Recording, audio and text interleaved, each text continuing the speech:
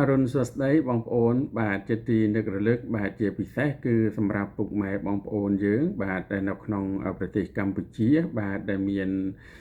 បញ្ហាសុខភាពដែលជាប់ទាក់ទងជាមួយនឹងជំងឺមហារីកបាទអញ្ចឹងបងប្អូនដឹងហើយថាជំងឺមហារីកបានកើតឡើងហើយនឹងសម្លាប់បងប្អូនប្រជាពលរដ្ឋខ្មែរយើងជាច្រើននៅក្នុងសង្គមបច្ចុប្បន្នបាទអញ្ចឹងគឺខ្ញុំជាអ្នកសម្របសម្រួលនៅក្នុងមន្ទីរពេទ្យឡាតប្រាវដែលជាពេទ្យមួយឈានមុខគេនៅក្នុងប្រទេសថៃបាទដែលមានទីតាំងស្ថិតនៅក្នុងទីក្រុងបាងកកគឺខ្ញុំសូមធ្វើការណែនាំបាទសម្រាប់បងប្អូនដែលមានបញ្ហាជំងឺមហារីកផ្សេងៗបាទគឺនៅក្នុងនោះមន្ទីរពេទ្យឡាតប្រាវគឺមានលោកវេជ្ជបណ្ឌិតឯកទេសបាទផ្នែកខាងដាក់គីមីហើយនឹងធ្វើការវះកាត់ហើយនឹងបាញ់កាំរស្មីផងដែរបាទអញ្ចឹងនៅក្នុងការរក្សាព្យាបាលជំងឺមហារីកគឺបងប្អូនអាច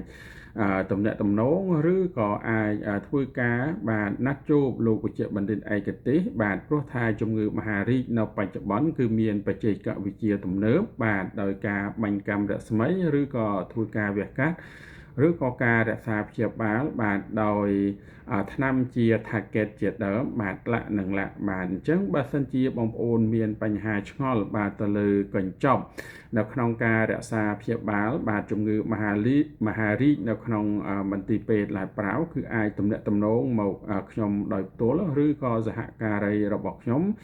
ដែលជាអ្នកជួយមើលថែបងប្អូនប្រជាពលរដ្ឋខ្មែរបាទផងដែរបាទអញ្ចឹងគឺខ្ញុំសូម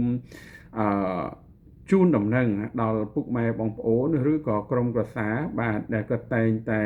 ស្វាស្វែងបាទរោគមន្ទីរពេទ្យដែលមានតម្លៃថោកសមរម្យ